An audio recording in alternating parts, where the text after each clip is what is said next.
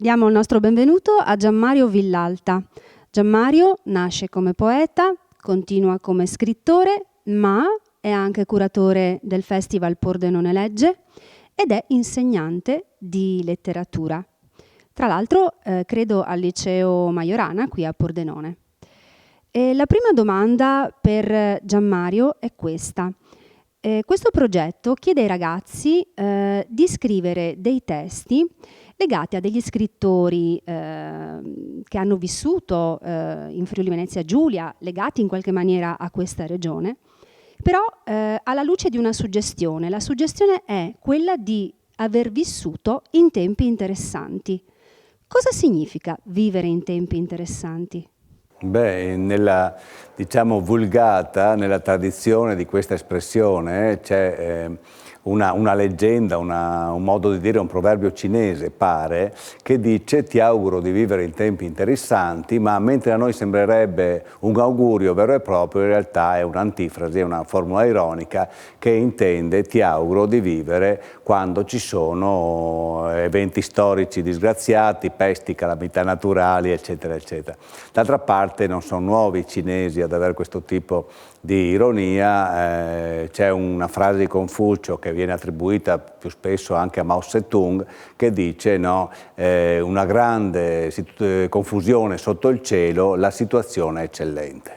Allora no, si vede che loro amano insomma in qualche modo avere questa, data anche la tranquillità che hanno nell'affrontare i temi storici, anche a volte del tutto caotici, probabilmente vedono il caos come dominabile o vedono nella loro filosofia la presa di distanza dalla realtà come un atto che, diciamo, sancisce una superiore saggezza, ecco. O forse, come hanno attribuito a Mao, vedono nel momento di grande confusione la possibilità di un cambiamento. E questo è il nostro tema forse più interessante, no? Nel senso che da questo ti auguro di vivere in tempi interessanti ha tratto un libro, un raccolta di saggi, Slavoj Žižek, che appunto racconta che mai come di questi tempi il catastrofismo domina. Cioè nel senso noi abbiamo un sistema delle notizie, un sistema politico che vive sulle disgrazie, che funziona sulle disgrazie. E abbiamo una memoria storica che invece pacifica tutto.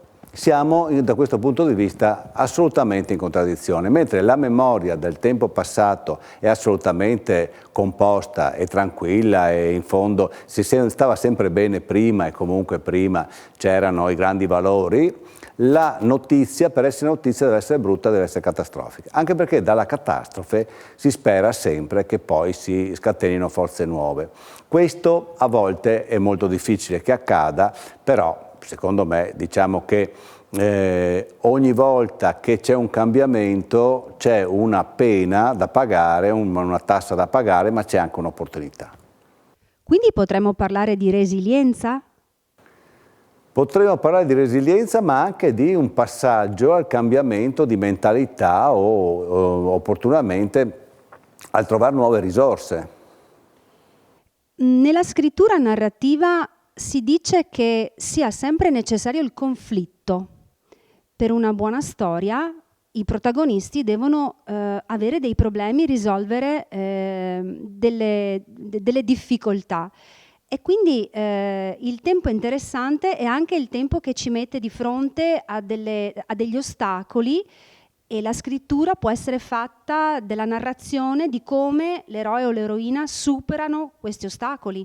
Io direi che è una cosa ancora più profonda, una cosa antropologica e biologica, nel senso che l'essere umano ha, diciamo, pochi millenni, che sono briciole in fondo, di questa civiltà che diventa sempre più raffinata e capillarmente razionale, diciamo così, ed ha alle spalle ben altra quantità di tempo in cui pian piano si evolveva, o comunque se uno dice, abbiamo le tracce, se uno non vuol credere nell'evoluzione in termini strettamente darwiniani, insomma, che aveva un altro tipo di approccio molto meno razionale, animistico, deistico, eccetera, eccetera, no, immediato con i fenomeni fenomeni e via via.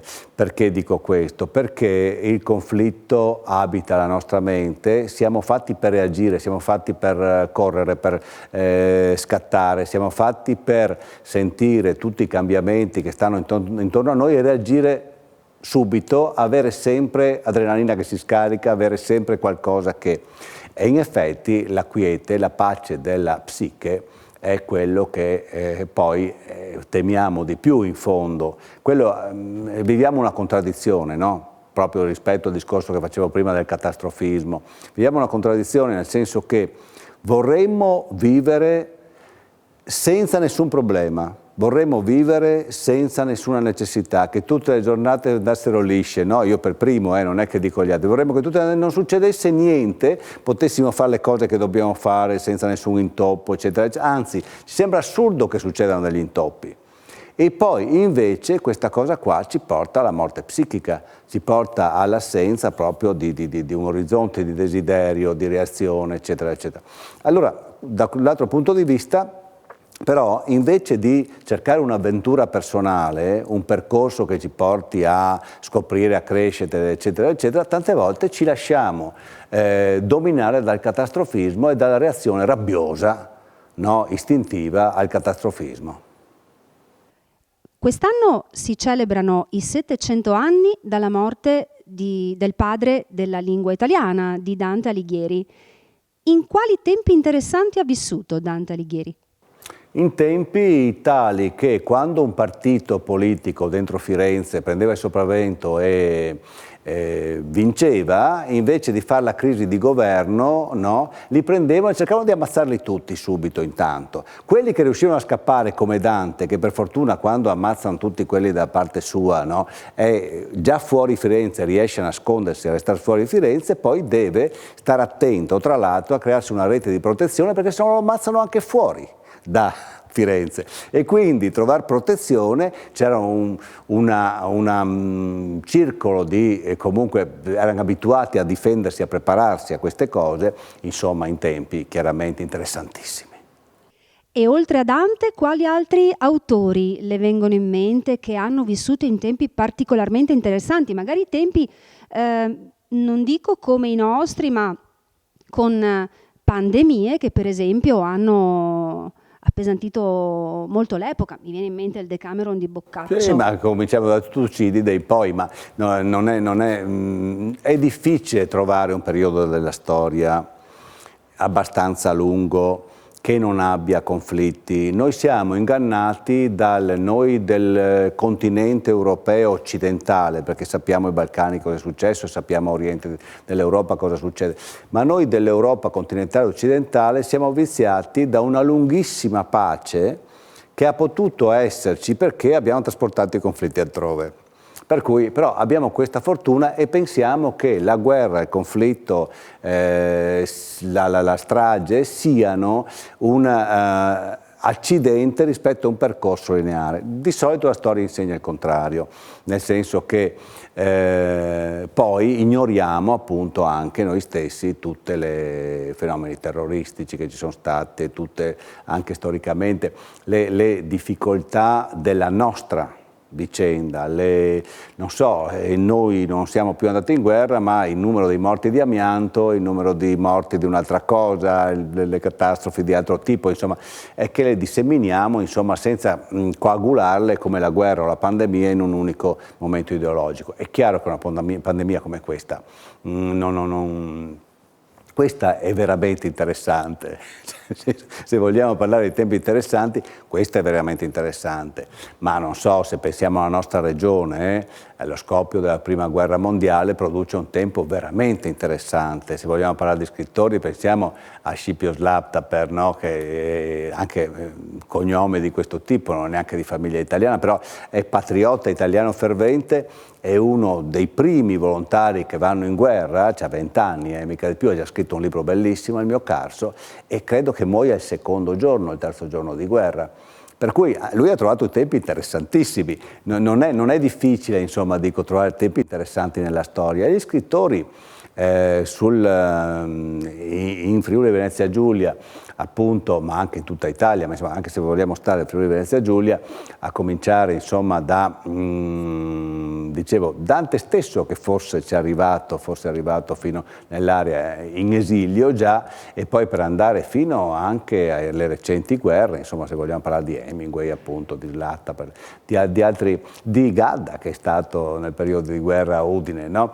Li hanno avuti tempi interessanti. Io credo che in realtà i tempi poi della pace dopo la seconda guerra mondiale abbiano scatenato altri conflitti psichici e altre condizioni di disagio, magari anche se non c'era o palesemente la guerra, quindi i tempi interessanti sono stati anche quelli. Adesso questa pandemia è interessantissima in questo senso, perché ci costringe veramente ad attuare intanto dei comportamenti che sono la cosa più importante per noi esseri umani, siamo prima di tutto degli animali, e i comportamenti hanno un fondamentale, diciamo, una fondamentale pressione su quella che è la nostra psiche e anche la nostra razionalità. E poi dovremo uscire da questa situazione anche dal punto di vista dell'economia, certo, ma anche secondo me dal punto di vista di una cultura civile, di un modo di vivere civile che più o meno dovrà cambiare sotto molti aspetti. Questi ragazzi dovranno scrivere dei brevi racconti prendendo appunto spunto da questi, creando una sorta di mappa di scrittori FVG, di scrittori Friuli Venezia Giulia. Che consiglio, considerando che gli scrittori, il parco degli scrittori che si prenderà in considerazione sono tutti morti. Sono morti? Per una questione democratica è stata fatta questa scelta, sì, per non togliere nulla a quelli ancora in attività. Che consiglio si sente di dare a questi ragazzi, considerato che per la maggior parte saranno scrittori molto lontani dal punto di vista storico dall'epoca che stanno vivendo loro, perché insomma sono ragazzi di 17, di 18 anni per i quali gli anni 80 sembrano già lontanissimi. Tutte le volte che mi trovo davanti la classe e devo spiegare il famoso capitolo del fumo di Italo Svevo, insomma, no? della coscienza di Zeno di Italo Svevo, devo peritarmi di dire: guardate che lui non vuole smettere perché il fumo fa male, non lo sapevano ancora che faceva male, non è quello il problema è che è una debolezza per lui fumare, e ci devo mettere un po', no? Perché, per far capire che è un'altra cosa rispetto a quella che è nella nostra mente comunemente, no, comune, che uno non deve fumare, fa bene a smettere, no, deve impegnarsi a smettere. Nessuno non interessava se lui smetteva di fumare. Allora nessuno chiedeva a nessuno di smettere di fumare. No, per dire quanto sono distanti i mondi e la cultura, però allo stesso tempo dobbiamo recuperare quello che c'è di vicino. Nel senso che anche nello stesso appunto Zeno c'è l'incertezza, c'è l'incapacità di decidersi, ci sono i sensi, no, di inadeguatezza, di colpa, e quelli per esempio sono rimasti, anzi li ha scoperti lui in letteratura in un certo senso, ancora lui e Freud più o meno, sono che ne parlano per primi in maniera insomma così bella, così ampia e profonda. No, in regione c'è tutta un'area triestina insomma interessante, anche avventurosa, e anche a voler approfondire, a proposito di tempi interessanti, legata anche ai temi delle due guerre mondiali e legata anche a certe scoperte, appunto, di una forma anche distorta di interiorità, di una difficoltà a vivere straordinaria e tutto nuova, che non si riscontra nell'antichità o nei tempi medi, insomma, se pensiamo a Michael Stetter, no? Questa opera che scrive intensa e quasi folle per certi aspetti, e poi il suicidio. Pensiamo che si suicida poco dopo che il fratello si era suicidato, tra l'altro, quindi pensiamo anche al tormento di quest'anima, no? Che anche questo è una forma di indagare l'avventura dell'essere umano, anche guardando dentro, non solo guardando fuori. E poi ci sono narratori come Sgorlon di grandi avventure, di momenti anche, no, così, di un epos anche tradizionale, no? Addirittura popolare. Poi ci sono i poeti, non dimentichiamo che anche quelli potrebbero essere di interesse sia letterario che biografico. Io considero un'avventura umana straordinaria quella di Pierluigi Cappello, per esempio, che in condizioni appunto di difficoltà della vita non ha mai voluto contare sulle sue condizioni per chiedere, diciamo, pietà o altro, ma ha lavorato, ha scritto, ha coltivato le amicizie che doveva coltivare, è rimasto sempre una delle persone più straordinarie e brillanti fino all'ultimo, e anche questo secondo me è interessante, anche se in un altro modo, però anche lui, ecco, sicuramente nel senso ironico che abbiamo mantenuto per tutta la conversazione, anche lui ha avuto una vita molto interessante. E la poesia in tempi interessanti che significato ha? La poesia è una forma di rapporto diretto tra la percezione del mondo e le cose che non si riescono normalmente a dire. Cioè la prima cosa che fanno i tempi interessanti, o quello che c'è interessante sempre nei tempi, la prima cosa che fa è di spostare il modo di dire le cose dalle cose come si percepiscono, almeno per alcuni. Sentiamo inadeguato un po' quello, abbiamo bisogno di lavorare sulle parole per forzarle un po' in qualche modo a dire quello che quelle parole che siamo abituati a usare non dicono. Sono esperimenti, restano come esperimenti, e alle volte hanno la fortuna di incontrare un sentimento particolare, hanno la fortuna di incontrare, diciamo, quella idea, quella percezione unita alle parole che avevamo da tanto tempo dentro, ma qualcuno finalmente l'ha detta, e allora magari è una grande poesia. Quindi appurato che stiamo vivendo un tempo interessante. Assai. E appurato che lei è prima di tutto un poeta, lei sta scrivendo o ha già scritto una poesia ambientata però in non questo la so tempo? non la so a memoria, sì, ne ho scritto una piccola serie di 5 poesie, ma non le so a memoria, quindi non posso dire, ma quello che posso dire è appunto legato alla percezione di distanza che abbiamo dalle cose, vedere sempre tutto come attraverso un vetro, e dall'altra parte di non lasciarci andare allo sconforto assoluto. E poi l'ultima vi racconto, questa sì vale un po' la pena, perché c'è, magari chiudiamo così proprio, c'è quella famosa frase di Jean-Paul Sartre che dice: l'inferno sono gli altri. E allora io mi trovavo un giorno, che cercavo di andare a fare la spesa, durante il primo lockdown, che faceva più impressione ma era anche più sopportabile, se vogliamo, e ho la scusa di andare a fare la spesa, non si può andare da nessuna parte, faccio un giro più lungo, mi faccio un giro lungo per le stradelle, in modo che così, no, quando arrivo a fare la spesa almeno sto fuori, vedo un po' di cielo, vedo un po' di prati, le acqua, non so, però non c'era nessuno. E a un certo punto mi dico: pensa, con tutto questo ben di Dio, se resto solo qua, cosa me ne faccio? Allora concludo la poesia dicendo, chiaramente la poesia non dice così, è un giro di versi molto stretto, concludo la poesia più o meno dicendo: beh certo, sì, saranno pure un inferno gli altri, ma sono anche tutto. Perché gli altri sono tutto quello che abbiamo. Qualsiasi cosa che noi vediamo anche di meraviglioso, se perdiamo e se non abbiamo da nessuna parte l'idea che ci sono altri occhi con i nostri, o che la stanno vedendo, che siamo soli a guardarla, perde assolutamente di significato. Grazie, conoscendo poi la sua bravura come poeta andremo sicuramente a leggerle o ad ascoltarle forse. Ringraziamo ancora Gianmario Villalta e buon ascolto a tutti i ragazzi. Grazie a voi, arrivederci.